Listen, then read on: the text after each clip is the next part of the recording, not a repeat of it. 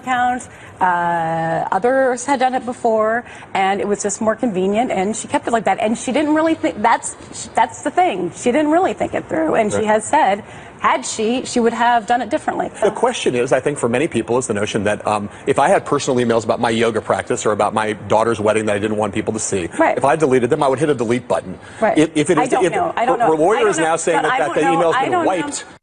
I don't know. Jennifer Palmieri, communications director for Hillary Clinton's presidential campaign, playing defense as this email scandal continues to worsen for the former Secretary of State. Yesterday, a federal judge ruling Mrs. Clinton's private server in and of itself violated government policy, ordering the State Department to work alongside the FBI to determine if any of those emails could be recovered.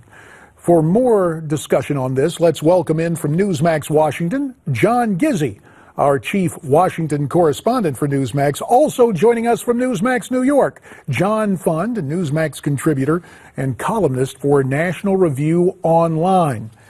Well, Brother Gizzi, a federal judge says Hillary did not comply with government policies, and if Mrs. Clinton didn't follow policy, shouldn't that disqualify her from the hunt for the presidency in 2016?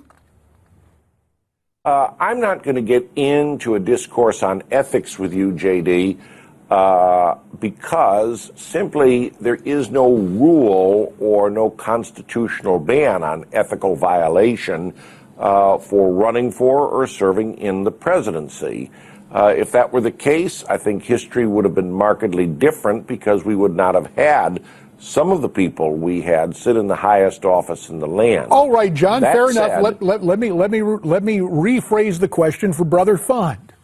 Politically, with the problems existing for Mrs. Clinton, are Democrats now privately saying, hey, look, we got to find somebody else to run? Well, they should be worried, because remember, this is precisely the kind of thing that Bill Clinton got them into. Remember, Bill Clinton, the 1990s were great for him. He got elected twice with a minority of the vote, but his party was clobbered. And I think what they worry about is Hillary Clinton has told them for months, there's nothing here, there's nothing here, there's nothing here. And suddenly there's something here, and there's more and more and more. They can't trust her to give a full accounting of what scandals might be lurking that we haven't seen yet. So they don't trust her. In fact, that's the problem she has with the American people. A majority don't trust her. And if you don't trust your leading presidential candidate, you're looking for Plan B and Plan C. And I'm going to return to Plan A, and that's Brother Gizzi down in Washington, wearing out the shoe leather, talking to a lot of people there, even as the summer break continues. We just heard Brother Fund mention a situation where polls showed that people don't trust Hillary Clinton. There's a new Quinnipiac poll showing Vice President Biden doing as well or better than some GOP candidates in key swing states. John Gizzi, what are you hearing about the Biden campaign? Will it, in fact, take root? Will we see the vice president run?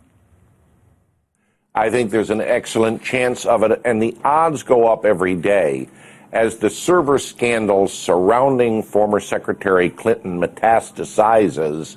The give it a third try, Joe cacophony grows louder every day. There were questions about it on a daily basis at the White House briefings before the president went on vacation, and the vice president has met with some longtime political friends. I'd say on a scale of 10, he's now an 8 on running. All right, let's go with apologies to Monty Python now for something completely different. Not really, John Fund, but since your close proximity to Wall Street, the stock market had a miserable day today. Is this a much-needed correction, or is this the slowing Chinese economy infecting Western economies now? Well, let's look at the big picture. We've had a bubble now for 7 years. The Fed has pumped trillions of dollars into the economy, keeping equities high. Stock market owners have been doing fine. Wage earners have been doing very poorly, basically stagnant.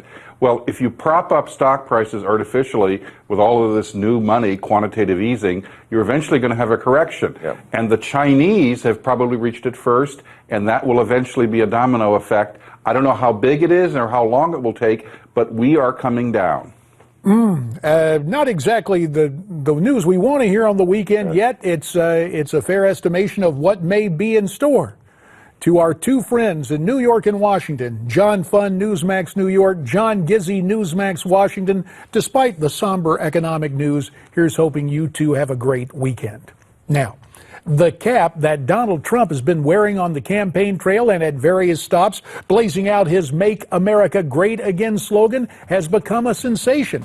And it turns out you can get your very own Make America Great Again cap, a $25 value, free with this offer. You just pay shipping and handling. Go to newsmax.com/TrumpCap or call 1-800-933-8396. We're coming back.